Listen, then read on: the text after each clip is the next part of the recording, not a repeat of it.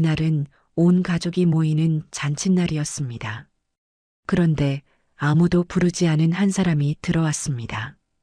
그리고 그 한마디가 가족의 운명을 갈라놓았습니다.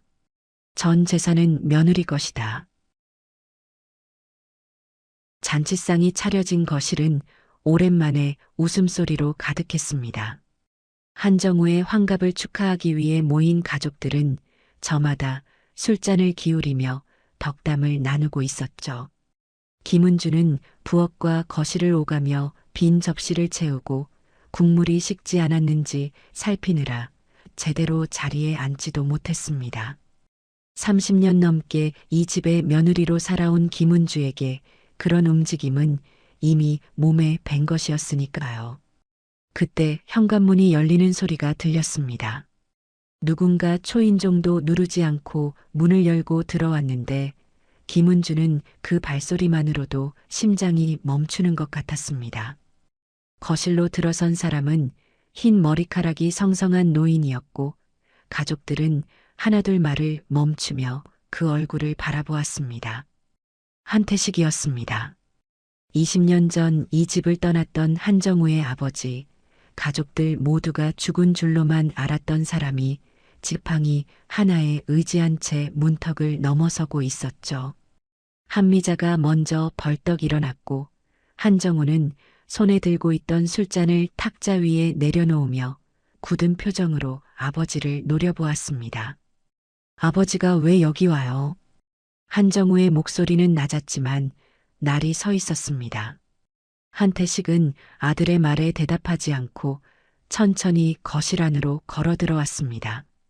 지팡이 끝이 마루에 닿을 때마다 둔탁한 소리가 울렸고 그 소리에 맞춰 가족들의 시선이 노인의 움직임을 따라갔습니다. 김은주는 부엌 입구에 서서 손에 들고 있던 행주를 꼭 쥔 채 숨을 멈추었습니다. 한태식은 상 앞에 멈춰서더니 가족들을 한번 둘러보았습니다. 그 눈빛에는 미안함도 그리움도 없었습니다. 오히려 무언가를 단단히 결심한 사람의 표정이었죠. 한미자가 참지 못하고 소리쳤습니다. 지금 뭐 하시는 거예요? 20년을 코빼기도 안 비치다가 오빠 환갑날 불쑥 나타나서 뭘 어쩌시겠다는 거예요? 한태식은 딸의 말에도 눈 하나 깜짝하지 않았습니다. 대신 품에서 서류 봉투 하나를 꺼내 상 위에 올려놓았습니다. 그러고는 입을 열었는데 그 목소리는 갈라져 있었지만 또렷했습니다. 오늘 할 말이 있어서 왔다. 한정우가 코웃음을 쳤습니다. 하지만 한태식은 아랑곳하지 않고 말을 이었습니다. 이 집과 내 재산 전부 며느리 김은주한테 간다. 순간 거실이 얼어붙었습니다. 한정우의 얼굴이 일그러졌고 한미자는 믿을 수 없다는 표정으로 아버지를 바라보았습니다. 막내인 한성호도 술잔을 내려놓으며 형과 누나의 눈치를 살폈죠. 김은주만이 제자리에 선 채 움직이지 못했습니다. 지금 무슨 소리를 하시는 거예요? 한정우가 자리에서 벌떡 일어났습니다. 상다리가 흔들렸고 그 위에 놓인 접시들이 달그락거렸습니다. 한정우는 아버지 앞으로 성큼성큼 다가갔습니다. 아버지가 무슨 재산이 있다고 그래요. 20년 전에 빚더미 남겨놓고 도망친 사람이. 한태식은 아들의 분노 앞에서도 물러서지 않았습니다. 오히려 한 발 앞으로 나서며 말했습니다. 내가 나간 뒤에 번 돈이다. 적지 않아. 한미자가 그 사이를 비집고 들어왔습니다. 한미자의 눈이 서류 봉투를 향해 번뜩였고 곧바로 아버지에게 시선을 돌렸습니다. 그걸 왜 오빠한테도 아니고 며느리한테 줘요? 피 한 방울 안 섞인 남이잖아요. 그 말에 김은주의 어깨가 움찔했습니다. 김은주는 고개를 들어 신우이를 바라보았지만 아무 말도 하지 못했습니다. 한미자는 그런 김은주를 향해 손가락질을 하며 목소리를 높였습니다. 언니가 아버지한테 뭘 불어넣은 거야? 어디서 연락처를 알아내서 꼬드긴 거지? 나는 아무것도. 김은주가 입을 열었지만 말을 끝맺지 못했습니다. 한정우가 김은주를 향해 고개를 돌렸고 그 눈빛은 아내가 아닌 원수를 보는 것 같았습니다. 당신이 이거 알고 있었어? 몰랐어요. 나도 지금 처음 듣는 얘기예요. 김은주의 목소리가 떨렸습니다. 하지만 한정우는 믿지 않는 표정이었고 한미자는 더욱 거세게 몰아붙였습니다. 거짓말하지 마. 아버지가 갑자기 나타나서 재산을 준다는데 왜 하나도 안 놀라는 거야? 김은주는 입술을 깨물었습니다. 놀라지 않은 게 아니었습니다.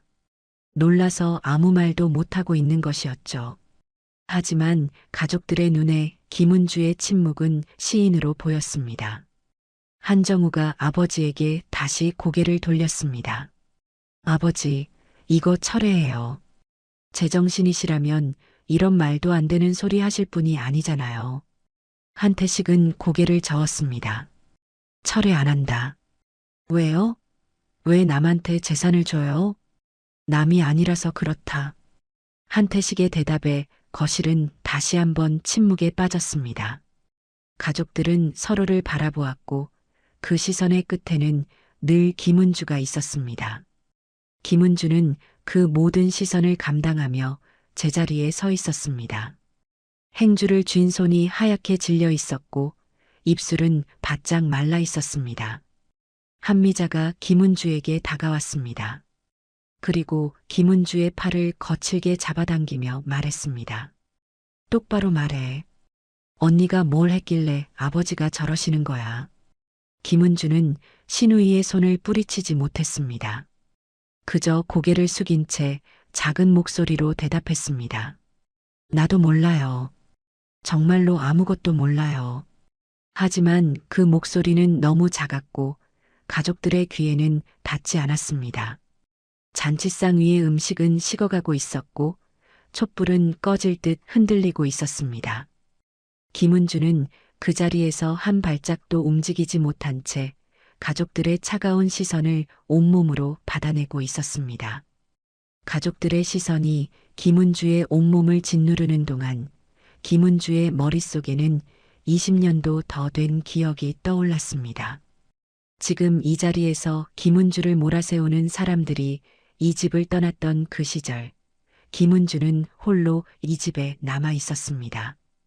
그때도 지금처럼 겨울이었습니다.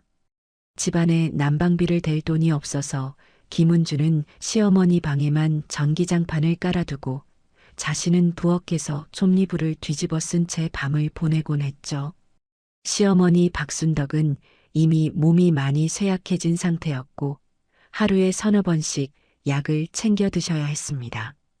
김은주는 약값을 마련하기 위해 새벽마다 시장에 나가 좌판을 깔았습니다.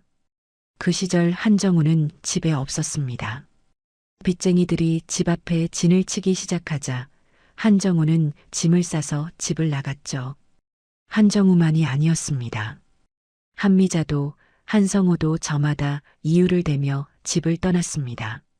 한미자는 시집간 몸이니 친정일에 끼어들 수 없다고 했고 한성호는 사업 자금을 구하러 지방에 내려간다며 연락을 끊었습니다.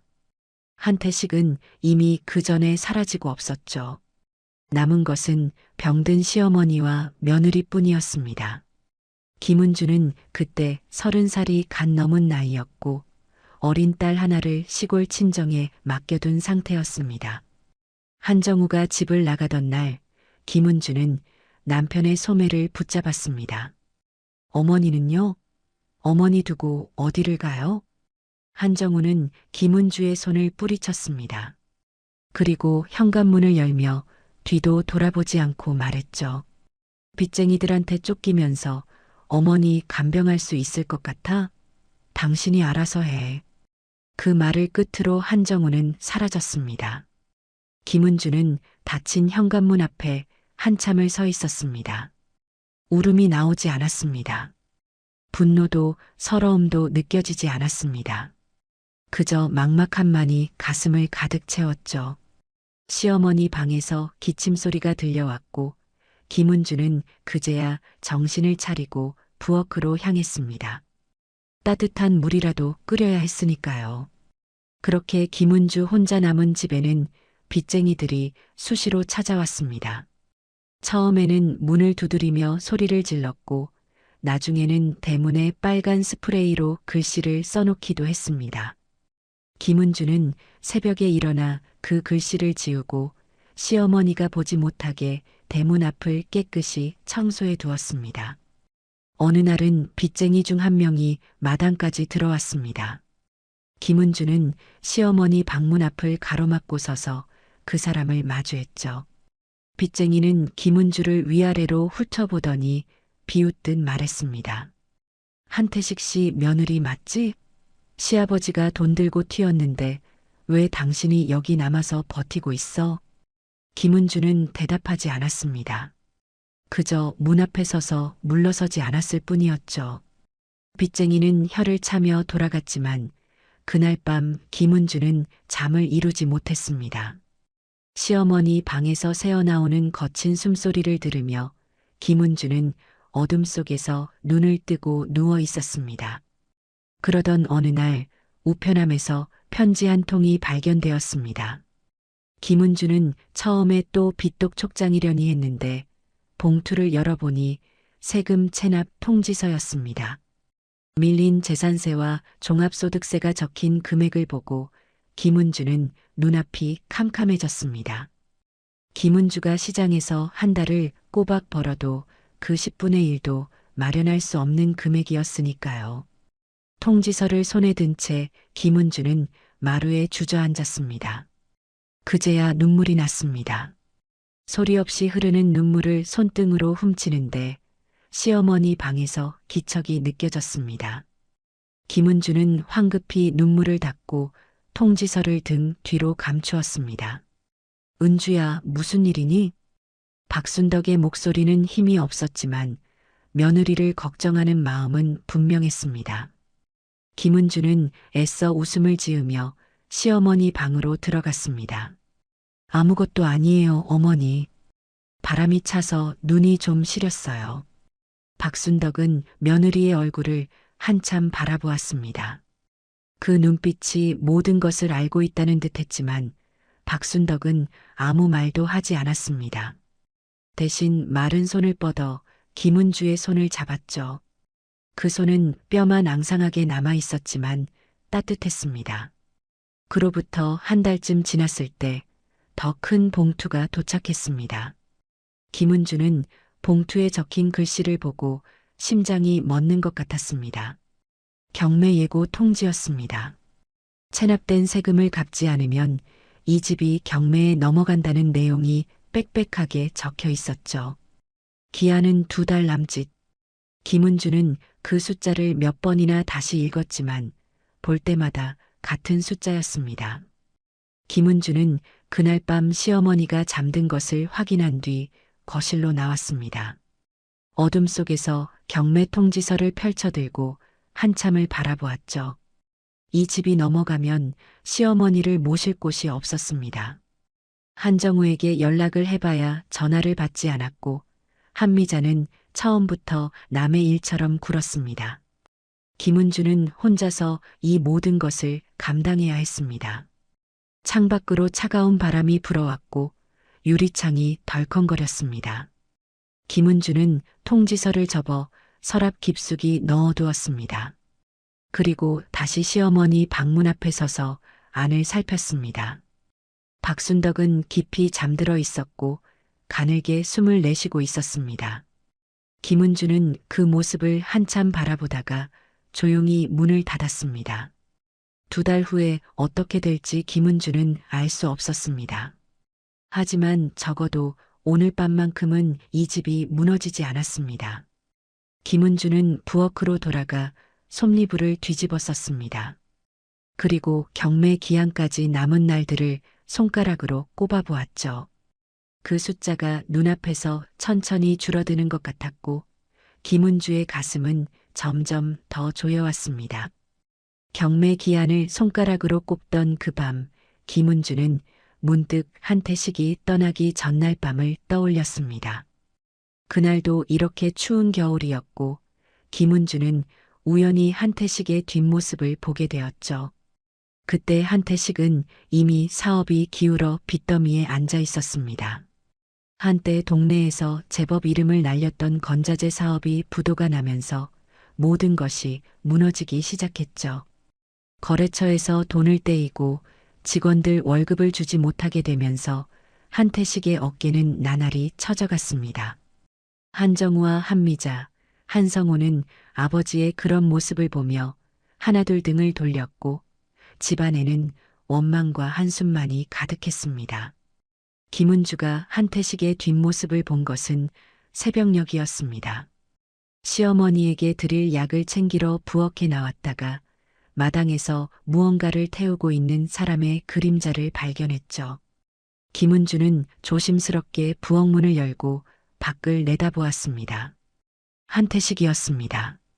한태식은 쪼그려 앉아 서류 뭉치를 하나씩 불 속에 넣고 있었고 그 얼굴은 불빛에 비쳐 더욱 깊은 주름이 드러나 보였습니다. 김은주는 문 앞에서 발걸음을 멈추었습니다. 한태식이 태우는 것들이 무엇인지 처음에는 알 수 없었지만 불빛에 비친 서류 한 장이 바람에 날려 김은주의 발 앞에 떨어졌죠. 김은주는 그것을 집어들었습니다. 그것은 땅 문서였습니다. 한태식이 평생 모아온 재산 중 마지막으로 남은 것, 선산 아래 작은 땅의 소유권 증서였죠. 김은주는 숨을 멈추었습니다. 한태식이 왜 이것을 태우는지 이해할 수 없었습니다. 그때 한태식이 고개를 들어 김은주를 바라보았습니다. 두 사람의 시선이 마주쳤고 한태식의 눈에는 놀라움도 당황함도 없었습니다. 오히려 오래전부터 이 순간을 예상했다는 듯한 체념이 담겨 있었죠. 은주야. 한태식이 낮은 목소리로 불렀습니다. 김은주는 손에 들린 땅 문서를 내려다보다가 시아버지에게로 다가갔습니다. 아버님, 이게 뭐예요? 왜 이걸 태우세요? 한태식은 대답하지 않고 불길을 바라보았습니다. 한참 만에야 입을 열었는데 그 목소리는 갈라지고 떨렸습니다. 빚쟁이들이 이 집을 가져가려고 혈안이 되어 있다. 내 이름으로 된 것은 전부 압류당할 거야. 김은주는 그 말을 듣고 심장이 내려앉는 것 같았습니다. 이 집이 넘어가면 시어머니를 모실 곳이 없었고 가족들이 돌아올 곳도 사라지는 것이었죠. 김은주는 시아버지의 얼굴을 올려다보며 물었습니다. 그래서 어떻게 하시려고요? 한태식은 천천히 일어섰습니다. 그리고 김은주의 손에 들린 땅 문서를 가만히 내려다보더니 말했습니다. 내가 떠나야 한다. 김은주는 그 말을 이해하지 못했습니다. 떠난다는 것이 무슨 뜻인지, 어디로 가겠다는 것인지 알 수 없었죠. 한태식은 김은주의 표정을 읽었는지 낮게 한숨을 내쉬며 말을 이었습니다. 내가 사라지면 빚쟁이들이 나를 쫓아올 거야. 그 사이에 이 집은 손대지 못해. 내 이름으로 된 재산이 아무것도 없으면 압류할 것도 없으니까. 김은주는 그제야 시아버지의 계획을 어렴풋이 이해했습니다. 한태식은 자신이 모든 원망을 떠안고 떠남으로써 가족을 지키려는 것이었죠. 하지만 그것은 동시에 한태식 자신이 가족에게 버림받은 가장으로 남는다는 뜻이기도 했습니다. 아버님, 그러면 아버님은요? 김은주의 목소리가 떨렸습니다. 한태식은 쓸쓸하게 웃었습니다. 그 웃음에는 슬픔도 후회도 체념도 모두 담겨 있었죠. 나는 상관없어. 어차피 정우도 미자도 성우도 나를 용서하지 않을 거야. 가장 노릇을 못한 건 사실이니까. 그 말에 김은주는 아무 대꾸도 하지 못했습니다.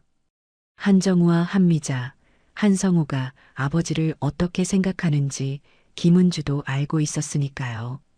그들은 이미 아버지를 무능한 사람, 가족을 망하게 한 죄인으로 여기고 있었습니다. 한태식이 떠나면 그 원망은 더욱 깊어질 것이 분명했죠. 한태식은 불길이 꺼져가는 것을 바라보다가 다시 입을 열었습니다. 은주야, 부탁이 하나 있다. 김은주는 고개를 들었습니다. 한태식의 눈이 김은주를 똑바로 바라보고 있었고 그 눈빛은 지금까지 본 어떤 것보다도 진지했습니다. 어머니를 부탁한다. 정우도 미자도 성우도 어머니 곁에 없을 거야. 하지만 너는 다르다. 너만이 어머니 곁에 있어줄 수 있어. 김은주는 대답하지 못했습니다. 그것은 부탁이라기보다는 짐을 지우는 것이었고 김은주는 그 무게를 감당할 수 있을지 확신이 없었죠. 하지만 한태식의 눈빛을 마주하는 순간 김은주는 고개를 끄덕이고 있었습니다. 알겠습니다, 아버님. 한태식은 그 대답을 듣고 천천히 고개를 숙였습니다. 어둠 속에서 한태식의 어깨가 떨리는 것이 보였고 김은주는 시아버지가 울고 있다는 것을 알아챘습니다. 하지만 김은주는 아무 말도 하지 않았습니다. 그저 그 자리에 서서 한태식의 뒷모습을 바라볼 뿐이었죠. 다음 날 아침 한태식은 사라졌습니다. 아무런 메모도 작별 인사도 없이 집을 떠났고 남은 것은 타다만 서류의 재와 빈 방뿐이었습니다. 한정우가 그 사실을 알았을 때 내뱉은 말은 분노에 가득 차 있었죠. 결국 도망갔군. 빚 남겨놓고 혼자 살겠다고 튄 거야. 김은주는 그 말을 듣고도 아무 대꾸를 하지 않았습니다. 한태식이 왜 떠났는지, 무엇을 위해 사라졌는지 김은주는 알고 있었지만 그것을 말할 수 없었습니다. 한태식이 원한 것은 가족들의 이해가 아니라 가족들의 안전이었으니까요. 김은주는 그 비밀을 가슴에 묻고 침묵했습니다. 그날 이후로 한태식의 이름은 가족들 사이에서 금기어가 되었습니다. 한정우는 아버지 이야기가 나오면 자리를 피했고 한미자는 아버지를 언급하는 사람에게 화를 냈죠. 한성우만이 가끔 아버지가 어디 있을지 궁금해했지만 그마저도 시간이 지나면서 사라졌습니다. 모두가 한태식을 잊으려 했고 한태식은 그렇게 이 가족에게서 지워져 갔습니다. 하지만 김은주만은 잊지 않았습니다. 새벽녘 마당에서 서류를 태우던 시아버지의 뒷모습, 떨리는 어깨, 그리고 며느리에게 남긴 마지막 부탁. 김은주는 그 모든 것을 기억하고 있었고 그 기억은 세월이 흘러도 희미해지지 않았습니다. 김은주만이 한태식의 진심을 기억하고 있던 그 시절, 경매 기한은 어김없이 다가왔습니다. 2달이라는 시간은 김은주에게 충분하지 않았고 시장에서 벌어들이는 돈으로는 체납 세금의 10분의 1도 마련할 수 없었죠. 김은주는 매일 밤 서랍 속에 넣어둔 경매 통지서를 꺼내 들고 숫자를 다시 확인했지만 볼 때마다 그 금액은 변하지 않았습니다. 경매 이틀 전 김은주는 시어머니가 잠든 것을 확인한 뒤 조용히 집을 나섰습니다. 새벽 첫 차를 타고 향한 곳은 친정이 있는 시골 마을이었죠. 버스에서 내려 논길을 걷는 동안 김은주의 발걸음은 무거웠습니다. 친정어머니가 돌아가시기 전 김은주에게 남긴 것이 있었습니다. 마을 어귀에 있는 작은 땅, 그것이 김은주가 가진 전부였죠. 그 땅은 김은주의 어머니가 평생 품삯을 모아 장만한 것이었습니다. 돌아가시기 전 어머니는 김은주의 손을 잡고 말씀하셨죠. 은주야, 이 땅은 내 거다. 시집살이가 힘들어도 이것만 있으면 굶지는 않을 거야. 절대 팔지 마라. 김은주는 그때 어머니의 손을 꼭 잡으며 고개를 끄덕였습니다.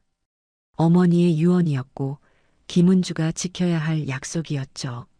하지만 지금 김은주의 발은 그 약속을 어기러 가는 길 위에 있었습니다. 마을에 도착한 김은주는 먼저 땅을 찾아갔습니다. 잡초가 무성하게 자라 있었지만 그 아래로 비옥한 흙이 보였죠.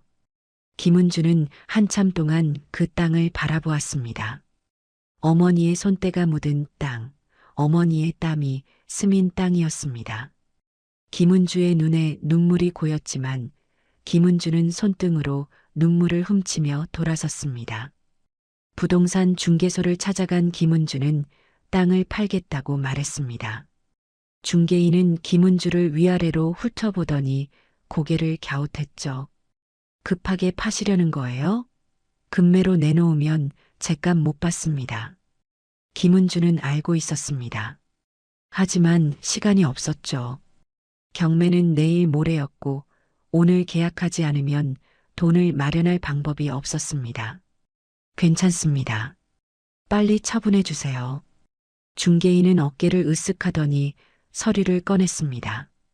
그리고 몇 군데 전화를 돌린 끝에 매수자를 찾아냈죠. 김은주는 그 자리에서 계약서에 도장을 찍었습니다. 도장을 찍는 순간 손이 떨렸지만 김은주는 이를 악물고 마지막까지 손을 움직였습니다. 계약금을 받아든 김은주는 곧바로 버스에 올랐습니다. 창밖으로 멀어지는 마을을 바라보며 김은주는 속으로 어머니에게 용서를 빌었죠. 어머니, 죄송해요. 약속을 지키지 못했어요. 그 말은 입 밖으로 나오지 않았지만 김은주의 가슴속에서 오랫동안 메아리 쳤습니다. 버스가 덜컹거릴 때마다 김은주의 눈에서 눈물이 흘러내렸고 김은주는 창문에 얼굴을 기댄 채 소리 없이 울었습니다. 서울로 돌아온 김은주는 곧장 세무서로 향했습니다. 체납세금을 한꺼번에 납부하겠다고 하자 직원이 놀란 표정을 지었죠. 김은주는 아무 말 없이 돈을 내밀었고 직원은 영수증을 내주었습니다. 김은주는 그 영수증을 가슴에 품고 세무서를 나섰습니다. 그 다음으로 김은주가 찾아간 곳은 법원이었습니다. 경매 취하 신청을 하기 위해 서류를 작성해야 했죠. 복잡한 절차였지만 김은주는 포기하지 않았습니다. 창구와 창구 사이를 오가며 서류를 챙기고 모르는 것이 있으면 물어가며 한 장씩 작성해 나갔죠. 해가 질 무렵에야 모든 서류 제출이 끝났고 담당 직원은 경매가 취소되었다는 확인서를 내주었습니다. 김은주는 그 확인서를 받아들고 법원 계단에 주저앉았습니다. 다리에 힘이 풀렸고 온몸이 떨렸죠. 하지만 집은 지켜졌습니다. 시어머니가 누워 계신 방, 한정우와 함께 신혼 시절을 보낸 거실, 가족들의 웃음소리가 울려 퍼지던 마당. 그 모든 것이 아직 그 자리에 남아 있었습니다. 김은주는 늦은 밤에야 집에 돌아왔습니다. 시어머니 방문을 살짝 열어 안을 들여다보니 박순덕은 깊이 잠들어 있었죠. 김은주는 안도의 한숨을 내쉬며 문을 닫았습니다. 그리고 부엌으로 가서 찬물을 한 컵 마셨습니다. 물이 목을 타고 내려가는 동안 김은주는 천장을 올려다보았습니다. 집은 지켜졌지만 김은주에게 남은 것은 아무것도 없었습니다. 어머니가 남긴 땅은 사라졌고 김은주가 기댈 곳은 이제 어디에도 없었죠. 내일부터 다시 새벽 시장에 나가야 했습니다. 시어머니 약값도 벌어야 했고 밀린 공과금도 갚아야 했습니다. 하지만 김은주는 그것을 누구에게도 말하지 않았습니다. 다음 날 아침 김은주는 평소와 다름없이 시어머니의 아침상을 차렸습니다. 박순덕은 며느리의 얼굴을 바라보다가 조용히 물었죠. 은주야, 어디 아픈 거 아니니? 얼굴이 많이 상했구나. 김은주는 애써 웃음을 지으며 대답했습니다. 아니에요, 어머니. 어젯밤에 잠을 좀 설쳤어요. 박순덕은 며느리의 손을 가만히 잡았습니다. 그 손은 거칠고 갈라져 있었지만 박순덕은 아무 말 없이 그 손을 쓰다듬었죠. 김은주는 시어머니의 손길에 눈시울이 붉어졌지만 고개를 숙여 들키지 않으려 했습니다. 그날 이후로 김은주의 삶은 더욱 팍팍해졌습니다. 새벽 시장에서 벌어들이는 돈으로는 시어머니 약값과 생활비를 겨우 감당할 수 있었고 김은주 자신을 위해 쓸 돈은 한 푼도 남지 않았죠. 겨울에 외투 한 벌 사지 못해 해진 옷을 꿰매 입었고 끼니를 거르는 날도 많았습니다. 하지만 김은주는 단 한 번도 불평하지 않았습니다. 한정우가 간간히 집에 들를 때면 김은주는 남편에게 돈 이야기를 하지 않았습니다. 세금을 어떻게 갚았는지, 경매를 어떻게 막았는지 묻는 사람도 없었고, 김은주도 스스로 말하지 않았죠. 김은주는 그 모든 것을 혼자 감당하고 있었고, 그 무게는 날이 갈수록 어깨를 짓눌렀습니다. 그렇게 계절이 바뀌고 또 바뀌었습니다. 김은주는 여전히 이 집을 지키고 있었고, 시어머니 곁을 떠나지 않았습니다. 한태식이 부탁한 그 약속을 김은주는 묵묵히 지켜나가고 있었죠. 하지만 그 약속의 무게를 아는 사람은 아무도 없었습니다. 김은주의 희생은 그렇게 침묵 속에 묻혀갔고 세월은 그 위로 먼지처럼 쌓여갔습니다. 김은주의 희생이 침묵 속에 묻혀가던 그 세월 동안 한태식은 어디에 있었을까요?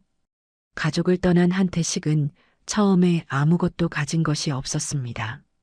주머니에는 버스비 정도만 남아 있었고 연락할 사람도 기댈 곳도 없었죠. 한태식은 그렇게 빈손으로 서울을 떠나 남쪽으로 향했습니다. 처음 몇 년은 막노동으로 연명했습니다. 공사장에서 벽돌을 나르고 항구에서 짐을 부렸죠.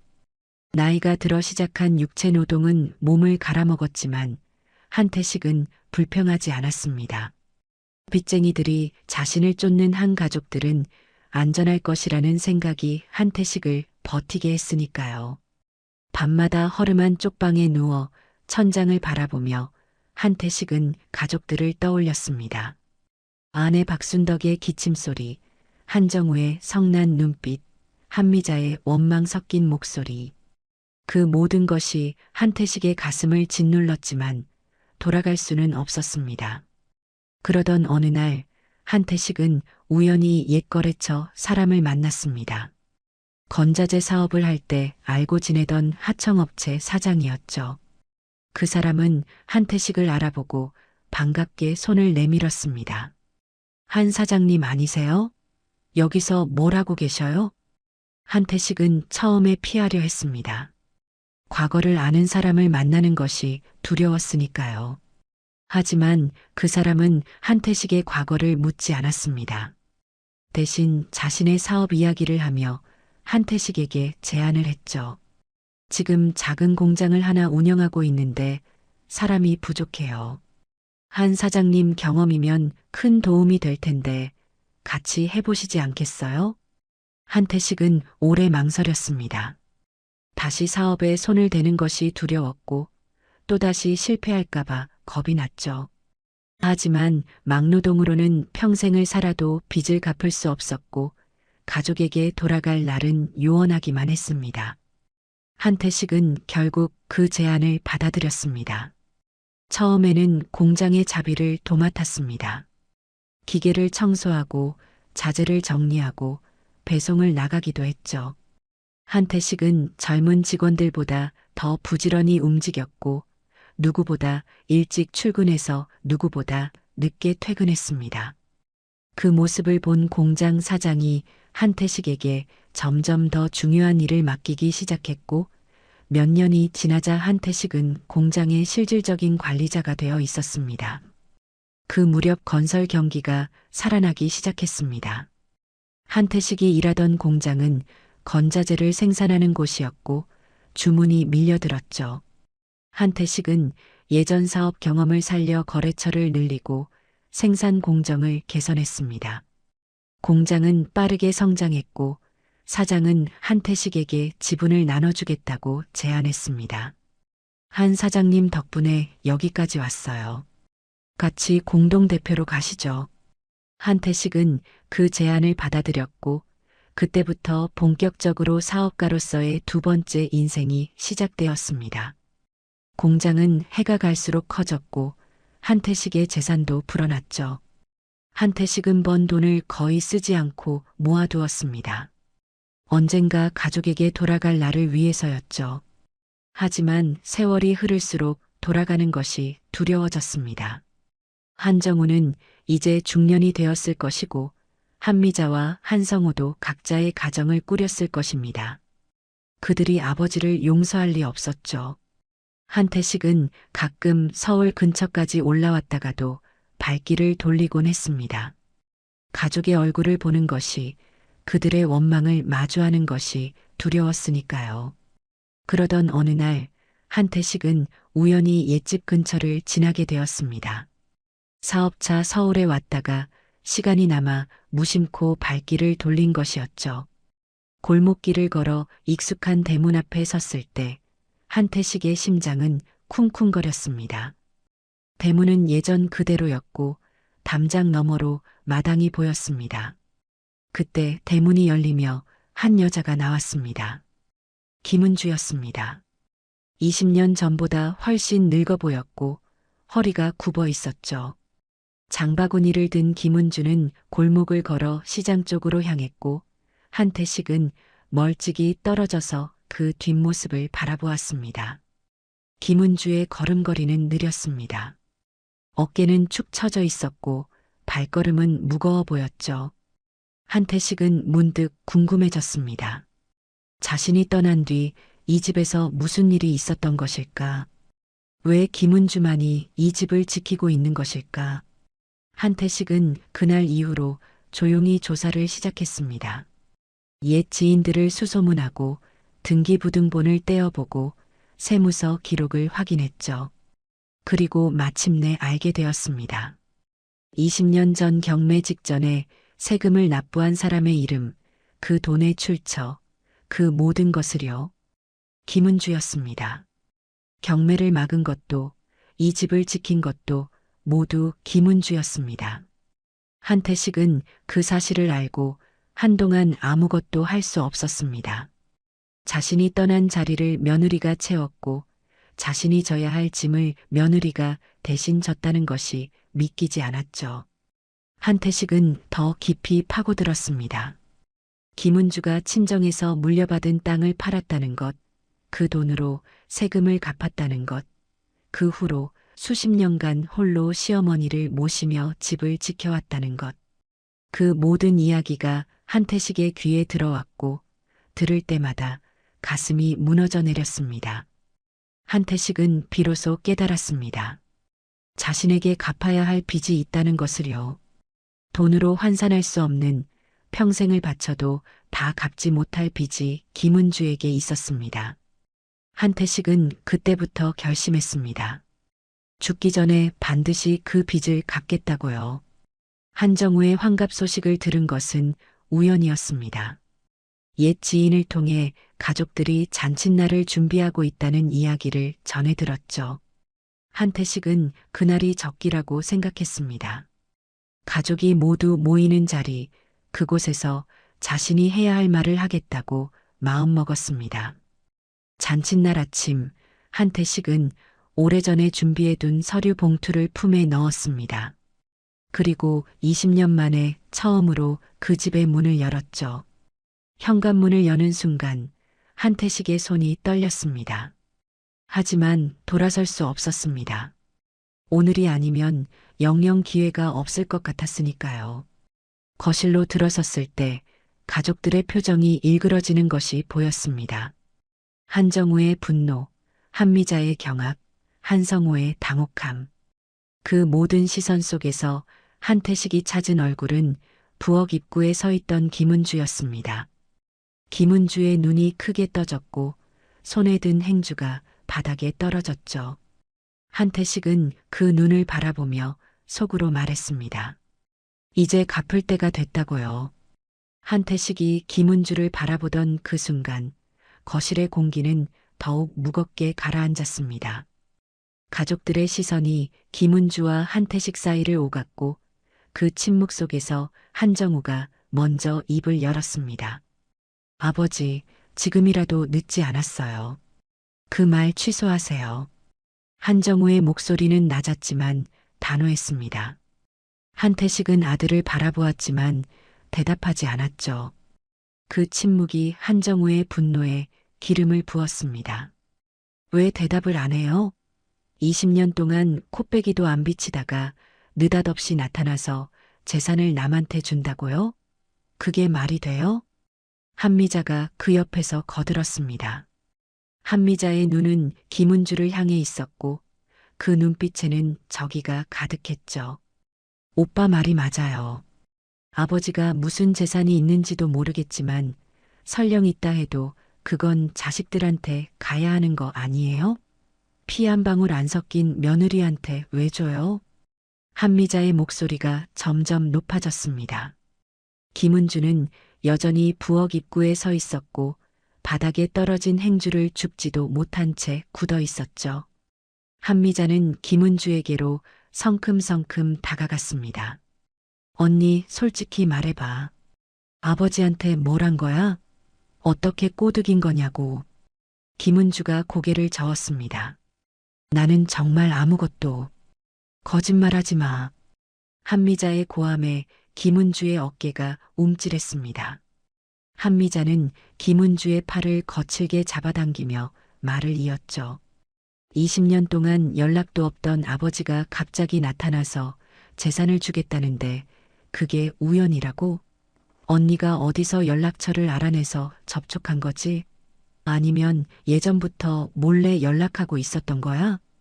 김은주는 신우이의 손을 뿌리치지 못했습니다. 그저 고개를 숙인 채 작은 목소리로 대답했죠. 아니에요. 나도 오늘 처음 봤어요. 정말이에요. 하지만 한미자는 믿지 않았습니다. 한정우도 마찬가지였죠. 한정우가 김은주에게로 다가와 낮은 목소리로 말했습니다. 당신 지금 상황 파악 못하는 거야? 아버지 재산을 받겠다는 거야? 안 받겠다는 거야? 김은주는 남편의 눈을 바라보았습니다. 30년을 함께 산 남편 하지만 지금 그 눈빛은 아내를 보는 것이 아니라 적을 보는 것 같았죠. 김은주의 가슴이 서늘하게 식어갔습니다. 나는 받을 생각 없어요. 김은주의 대답에 한정우의 표정이 일그러졌습니다. 받을 생각이 없다고? 그럼 왜 아버지가 저런 소리를 해? 당신이 뭔가 한 거 아니면 말이 안 되잖아. 그때 한성우가 끼어들었습니다. 막내인 한성우는 지금까지 말없이 상황을 지켜보고 있었는데 처음으로 입을 열며 형을 말렸죠. 형, 일단 진정하고 아버지 말씀을 들어보는 게. 넌 가만히 있어. 한정우가 동생에게 소리를 질렀습니다. 한성우는 움찔하며 입을 다물었고 거실은 다시 긴장감으로 가득 찼죠. 한미자가 다시 김은주를 향해 손가락질을 하며 말했습니다. 형부도 저러는데 언니는 뭐가 그렇게 당당해? 시아버지 재산 받아먹으려고 작정한 거 아니야? 김은주의 입술이 떨렸습니다. 20년 넘게 이 집을 지키며 살아왔건만 지금 이 순간 김은주는 도둑 취급을 받고 있었죠. 시어머니 약값을 벌기 위해 새벽 시장에서 좌판을 깔던 날들, 경매를 막기 위해 친정 땅을 팔던 날 끼니를 거르며 집안 살림을 꾸려왔던 세월. 그 모든 것이 김은주의 머릿속을 스쳐 지나갔습니다. 하지만 김은주는 그것을 말하지 않았습니다. 말해봤자 믿지 않을 것이고 오히려 변명으로 들릴 것 같았으니까요. 김은주는 입술을 꾹 다문 채 고개를 숙였습니다. 한태식이 그 모습을 지켜보고 있었습니다. 며느리가 온갖 모욕을 받으면서도 반박하지 않는 것이, 자신을 변호하지 않는 것이 한태식의 가슴을 찢었죠. 한태식은 입을 열어 무언가 말하려 했지만 한정우가 먼저 아버지에게로 돌아섰습니다. 아버지, 마지막으로 묻겠습니다. 정말로 저 여자한테 재산을 주실 거예요? 친자식들 두고. 한태식은 아들의 눈을 똑바로 바라보았습니다. 그렇다. 그 한마디에 거실이 폭발했습니다. 한정우가 탁자를 내리쳤고 한미자가 비명 같은 소리를 질렀죠. 말도 안 돼. 아버지가 제정신이 아니신 거야. 분명히 저 여자한테 속은 거라고. 한미자가 김은주에게로 달려들 듯 다가갔습니다. 김은주는 뒷걸음질 쳤고 등이 부엌 문틀에 부딪혔죠. 한미자의 손이 김은주의 옷깃을 잡으려는 순간 김은주가 입을 열었습니다. 상속 안 받을게요. 그 말에 모두의 동작이 멈추었습니다. 한미자의 손이 허공에서 멈췄고 한정우의 눈이 김은주를 향했죠. 김은주는 떨리는 목소리로 말을 이었습니다. 나는 처음부터 받을 생각 없었어요. 아버님이 무슨 생각으로 저런 말씀을 하셨는지 모르겠지만 나는 안 받아요. 그러니까 이제 그만들 해요. 김은주의 눈에 눈물이 고여 있었습니다. 하지만 김은주는 울지 않았죠. 이를 악물고 눈물을 참으며 가족들을 바라보았습니다. 한정우가 코웃음을 쳤습니다. 이제 와서 안 받겠다고? 그럼 처음부터 왜 이런 소동이 벌어진 건데? 김은주는 대답하지 않았습니다. 아니, 대답할 수 없었죠. 김은주도 왜 한태식이 그런 선언을 했는지 알지 못했으니까요. 김은주는 그저 이 자리를 벗어나고 싶었습니다. 30년을 함께한 가족들에게 도둑으로 몰리는 이 순간이 너무나 견디기 힘들었죠. 그때 한태식이 천천히 움직이기 시작했습니다. 지팡이를 짚고 상 앞으로 다가간 한태식은 아까 올려놓았던 서류 봉투를 집어들었죠. 가족들의 시선이 일제히 그 봉투로 향했습니다. 한태식이 봉투를 열며 입을 열었습니다.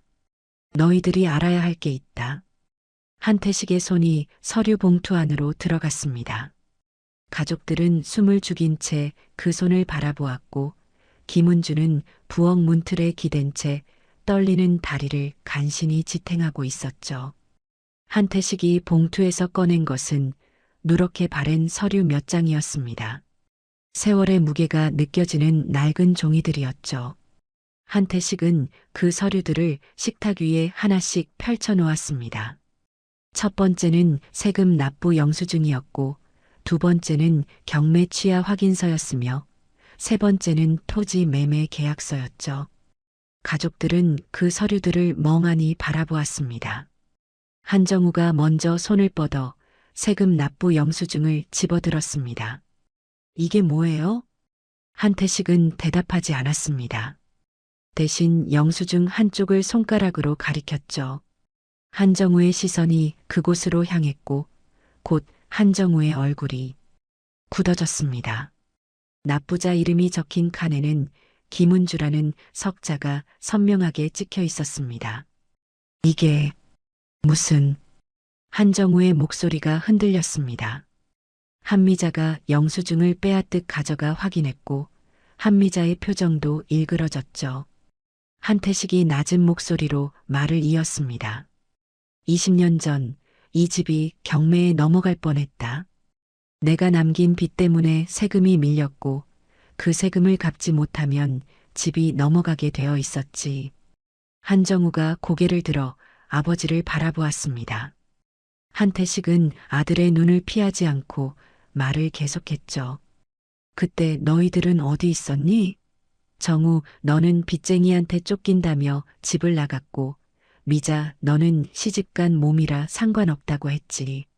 성우, 너는 사업 자금 구하러 간다더니 연락을 끊었고, 한미자가 입을 열려 했지만 한태식이 손을 들어 막았습니다. 변명하지 마라. 나도 마찬가지였으니까. 나도 도망쳤어. 빚쟁이들이 나를 쫓으면 집은 안전할 거라고 그렇게 스스로를 합리화하면서 떠났지. 한태식의 목소리가 갈라졌습니다. 잠시 말을 멈추고 숨을 고른 뒤 다시 입을 열었죠. 하지만 한 사람은 남았다. 병든 어머니 곁에 빚쟁이들이 문 앞에 진을 치고 있는 이 집에 단 한 사람이 남았어. 가족들의 시선이 일제히 김은주에게로 향했습니다. 김은주는 여전히 부엌 문틀에 기대어 서 있었고 고개를 숙인 채 바닥을 바라보고 있었죠. 한태식이 식탁 위에 토지 매매 계약서를 집어들었습니다. 경매 기한 이틀 전 은주는 친정에서 물려받은 땅을 팔았다. 어머니가 평생 품삯을 모아 장만한 땅 죽을 때까지 팔지 말라고 유언으로 남긴 땅을 금매로 처분했어. 한미자의 얼굴이 하얗게 질렸습니다. 한정우는 아무 말도 하지 못한 채 서류를 바라보고 있었죠. 한태식이 계약서에 매도인 칸을 가리켰습니다. 거기에도 김은주라는 이름이 적혀 있었습니다. 그 돈으로 밀린 세금을 갚고 경매를 취하시켰다. 이 집이 지금까지 남아있는 건 은주 덕분이야. 너희들 덕분이 아니라. 한태식의 말이 끝나자 거실은 깊은 침묵에 빠졌습니다. 한정우가 떨리는 손으로 경매 취하 확인서를 집어들었습니다. 신청인 칸에 적힌 이름을 확인한 한정우의 눈이 흔들렸죠. 이게 사실이야? 한정우가 김은주를 향해 물었습니다. 김은주는 천천히 고개를 들었고 두 사람의 시선이 마주쳤습니다. 김은주의 눈에는 눈물이 그렁그렁 맺혀 있었지만 김은주는 울지 않았습니다. 그저 작게 고개를 끄덕였을 뿐이었죠. 한미자가 비틀거리며 의자에 주저앉았습니다. 한미자의 입술이 파르르 떨렸고 아까까지 김은주를 향해 쏟아내던 독한 말들이 부메랑이 되어 돌아온 것 같았죠. 한성우는 고개를 숙인 채 아무 말도 하지 못했습니다. 한태식이 다시 입을 열었습니다. 은주는 그 후로도 이 집을 지켰다. 새벽마다 시장에 나가 좌판을 깔고 어머니 약값을 벌었지. 끼니를 걸으면서 겨울에 외투 한 벌 못 사 입으면서 이 집을 지켰어. 너희들이 돌아와서 편히 지낼 수 있게. 한태식의 눈이 한정우를 향했습니다. 정우야, 내가 돌아왔을 때 이 집이 그대로 있었지? 어머니가 편안하게 돌아가실 수 있었지? 그게 누구 덕분인 것 같니? 한정우는 대답하지 못했습니다. 입술을 달싹거렸지만 어떤 말도 나오지 않았죠. 한태식이 한미자에게로 시선을 돌렸습니다. 미자야, 내가 명절에 왔을 때 따뜻한 밥상이 차려져 있었지? 방이 깨끗이 치워져 있었지? 그게 누가 한 거니? 한미자도 대답하지 못했습니다. 고개를 숙인 채 손만 비틀고 있었죠. 한태식이 마지막으로 한성우를 바라보았습니다. 성우야, 내가 사업 실패하고 돌아왔을 때 형수가 뭐라고 했니? 원망했니? 아니지. 밥 한 끼 차려주고 방 내줬지. 한성우의 눈에 눈물이 고였습니다. 한성우는 고개를 더 깊이 숙였고 어깨가 미세하게 떨렸죠. 한태식은 식탁 위에 서류들을 한데 모았습니다. 그리고 그 서류 뭉치를 높이 들어 올리며 말했습니다. 이 집은 너희들 것이 아니야. 김은주가 산 집이다. 김은주가 지킨 집이고 김은주가 피땀 흘려 지켜낸 집이야. 내가 재산을 은주한테 주겠다는 건 선물이 아니라 빚을 갚는 거다. 20년 전에 갚았어야 할 빚을 이제야 갚는 거야. 한태식의 목소리가 거실에 울려 퍼졌습니다. 아무도 반박하지 못했고 아무도 고개를 들지 못했죠. 김은주만이 부엌 문틀에 기댄 채 조용히 눈물을 흘리고 있었습니다. 그 눈물은 서러움인지 안도인지 아니면 그 모든 것이 뒤섞인 것인지 알 수 없었습니다. 한정우가 천천히 고개를 들었습니다. 아내를 바라보는 그 눈에는 더 이상 분노가 없었죠. 대신 그 자리를 채운 것은 부끄러움과 당혹감, 그리고 뒤늦은 깨달음이었습니다. 한정우의 입술이 떨렸고 무언가 말하려는 듯 입을 열었다 닫기를 반복했습니다. 한태식이 서류를 내려놓으며 마지막으로 말했습니다. 이제 너희들이 결정해라. 이 사실을 알고도 여전히 은주를 탐욕스러운 여자라고 부를 수 있겠니? 여전히 이 집이 너희들 것이라고 우길 수 있겠니? 그 물음에 아무도 대답하지 못했습니다. 잔치상 위의 음식은 오래전에 식었고 촛불도 거의 다 녹아내렸습니다. 가족들은 각자의 자리에 앉거나 서 있었지만 누구도 눈을 마주치지 못했죠. 진실의 무게가 그들의 어깨를 짓누르고 있었습니다. 진실의 무게가 가족들의 어깨를 짓누르는 그 침묵 속에서 먼저 움직인 것은 한정우였습니다. 한정우는 천천히 의자에서 일어났고 비틀거리는 발걸음으로 김은주에게 다가갔습니다. 김은주는 여전히 부엌 문틀에 기대어 서 있었고 남편이 다가오는 것을 멍하니 바라보았죠. 한정우가 김은주 앞에 섰습니다. 두 사람의 시선이 마주쳤고 한정우의 눈에는 30년 결혼 생활 동안 한 번도 본 적 없는 감정이 담겨 있었습니다. 그것은 부끄러움이었고 후회였으며 뒤늦은 깨달음이었죠.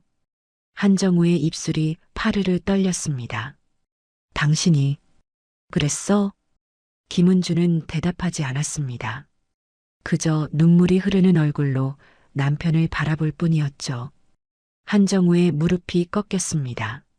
마루 위에 털썩 무릎을 꿇은 한정우는 고개를 숙였습니다. 미안해.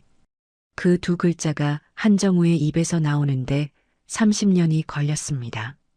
김은주는 그 모습을 내려다보며 입술을 깨물었죠.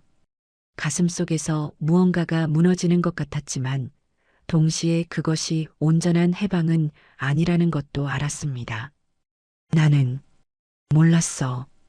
당신이 그렇게까지 했을 줄은. 한정우의 목소리가 갈라졌습니다. 김은주는 천천히 몸을 낮추어 남편과 눈높이를 맞추었죠. 알았어도 달라졌을까요? 그 물음에 한정우는 대답하지 못했습니다. 아니, 대답할 수 없었죠. 30년 동안 당연하게 여겼던 것들, 아내가 차려주는 밥상, 깨끗이 정돈된 집, 명절마다 준비된 제사상. 그 모든 것 뒤에 숨어있던 희생을 한정우는 단 한 번도 생각해 본 적이 없었습니다. 한미자도 자리에서 일어났습니다. 한미자의 얼굴에는 아까까지의 적이는 사라지고 없었죠. 대신 그 자리를 채운 것은 민망함과 수치심이었습니다. 한미자는 김은주에게 다가가 작은 목소리로 말했습니다. 언니 나 아까 한 말. 김은주가 고개를 저었습니다. 됐어요. 그 한마디에 한미자는 더 이상 말을 잇지 못했습니다. 김은주의 목소리에는 원망도 분노도 없었지만 그렇다고 용서가 담긴 것도 아니었죠. 그저 지쳐 있었습니다. 20년 넘게 홀로 감당해온 무게에 오늘 하루 쏟아진 모욕에 그리고 이제야 밝혀진 진실에 김은주는 녹초가 되어 있었습니다. 한태식이 천천히 입을 열었습니다. 상속 이야기를 마무리하자. 가족들의 시선이 한태식에게로 향했습니다. 한태식은 품에서 또 다른 서류를 꺼냈죠. 그것은 공증된 유언장이었습니다. 내 재산의 대부분은 은주에게 간다. 하지만 일부는 너희들에게도 나눠줄 거야. 한정우가 고개를 들었습니다. 한태식은 아들을 바라보며 말을 이었죠. 오해하지 마라. 이건 너희들의 권리가 아니야. 은주가 원한 거다. 은주가 가족들에게도 나눠주라고 했어. 그 말에 가족들의 시선이 다시 김은주에게로 향했습니다. 김은주는 고개를 숙인 채 바닥을 바라보고 있었죠. 한태식이 계속했습니다. 나는 처음에 반대했다. 너희들은 받을 자격이 없다고 생각했으니까. 하지만 은주는 이렇게 말했어. 가족이니까요 라고. 한미자의 눈에 눈물이 고였습니다. 한성우도 고개를 숙인 채 어깨를 떨었죠. 한정우만이 무릎을 꿇은 채 아내를 올려다보았습니다. 당신은 왜 그래? 우리가 당신한테 뭘 해줬다고. 김은주가 천천히 고개를 들었습니다. 눈물로 젖은 얼굴이었지만 그 눈빛은 흔들리지 않았죠. 가족이니까요. 그 말은 아까 한태식이 전한 것과 같았지만 김은주의 입에서 직접 나오니 무게가 달랐습니다. 한정우의 눈에서 눈물이 흘러내렸죠. 30년 결혼 생활 동안 아내 앞에서 울어본 적 없는 한정우였지만 오늘만큼은 눈물을 멈출 수 없었습니다. 한태식이 유언장을 식탁 위에 내려놓았습니다. 세부 사항은 나중에 정리하면 된다. 오늘은 여기까지만 하자. 한태식은 지팡이를 짚고 창가로 향했습니다. 창밖으로 어둠이 내려앉고 있었고 가로등 불빛이 하나둘 켜지기 시작했죠. 한태식은 그 불빛을 바라보며 혼잣말처럼 중얼거렸습니다. 20년이 걸렸구나. 그 말이 무엇을 의미하는지 가족들은 알 것 같았습니다. 진실이 밝혀지는데 20년 빚을 갚는데 20년 가족이 다시 한자리에 모이는데 20년. 그 세월은 되돌릴 수 없었고 잃어버린 시간은 어떤 재산으로도 보상할 수 없었죠. 한참의 침묵 끝에 김은주가 천천히 몸을 일으켰습니다. 그리고 부엌으로 향했죠. 가족들은 김은주의 뒷모습을 멍하니 바라보았습니다. 잠시 후 김은주가 부엌에서 나왔는데 손에는 새로 데운 국이 담긴 냄비가 들려 있었습니다. 국이 다 식었네요. 새로 데웠어요. 김은주는 그렇게 말하며 식탁으로 다가왔습니다. 식어버린 잔치상 위에 따뜻한 국 냄비를 올려놓는 김은주의 손이 떨리고 있었지만 김은주는 애써 평온한 표정을 지었죠. 한정우가 무릎을 꿇은 채로 아내를 올려다보았습니다. 당신. 김은주가 남편에게 손을 내밀었습니다. 일어나요. 무릎 아프잖아요. 한정우는 아내의 손을 잡고 천천히 일어났습니다. 30년 만에 처음으로 아내의 손이 얼마나 거칠어졌는지 느꼈죠. 평생 고생만 시킨 손, 한 번도 제대로 잡아주지 않았던 손이었습니다. 한태식이 창가에서 돌아섰습니다. 그리고 지팡이를 짚고 식탁으로 다가왔죠. 한미자도 한성호도 하나둘 자리로 돌아왔습니다. 아까와 같은 자리였지만 공기는 완전히 달라져 있었습니다. 김은주가 국을 덜어 그릇에 담았습니다. 처음으로 국그릇을 건넨 사람은 한태식이었죠. 한태식은 며느리가 건네는 국그릇을 두 손으로 받아들었습니다. 고맙다, 은주야. 김은주는 대답 대신 작게 고개를 숙였습니다. 그리고 다음 그릇을 한정우에게 건넸죠. 한정우는 아내의 눈을 바라보며 그릇을 받았습니다. 뭔가 말을 하려 했지만 결국 입을 열지 못했습니다. 어떤 말로도 30년의 무심함을 사과할 수 없다는 것을 알았으니까요. 가족들이 하나둘 국그릇을 받아들었습니다. 한미자는 고개를 숙인 채 그릇을 받았고 한성호는 형수의 눈을 마주치지 못했죠. 김은주는 마지막으로 자신의 그릇을 챙겨 자리에 앉았습니다. 아무도 먼저 숟가락을 들지 못했습니다. 어색한 침묵이 흘렀고 따뜻한 국에서 김이 모락모락 피어올랐죠. 그때 한태식이 숟가락을 들었습니다. 먹자. 그 한마디에 가족들이 하나둘 숟가락을 들었습니다. 국을 떠먹는 소리가 조용히 거실에 울렸죠. 아까까지 고함과 비난으로 가득했던 그 공간이 지금은 숟가락 부딪히는 소리로 채워지고 있었습니다. 김은주는 국을 한 모금 떠먹으며 가족들을 둘러보았습니다. 한태식, 한정우, 한미자, 한성호. 모두가 고개를 숙인 채 국을 먹고 있었죠. 화해라고 부르기엔 너무 늦었고 용서라고 부르기엔 아직 이른 자리였습니다. 하지만 적어도 지금 이 순간만큼은 가족이 한 상에 앉아 있었습니다. 창밖으로 어둠이 완전히 내려앉았습니다. 잔칫날의 밤은 그렇게 조용히 깊어가고 있었고 식탁 위의 촛불은 마지막 불꽃을 태우며 가물거렸습니다. 잃어버린 20년은 돌아오지 않겠지만 남은 시간은 아직 흐르고 있었습니다. 그 시간을 어떻게 채워갈지는 아무도 알 수 없었지만 적어도 오늘 밤만큼은 가족들이 같은 국을 나눠 먹고 있었습니다. 끝까지 함께 해주셔서 감사합니다. 좋아요와 구독은 큰 힘이 됩니다.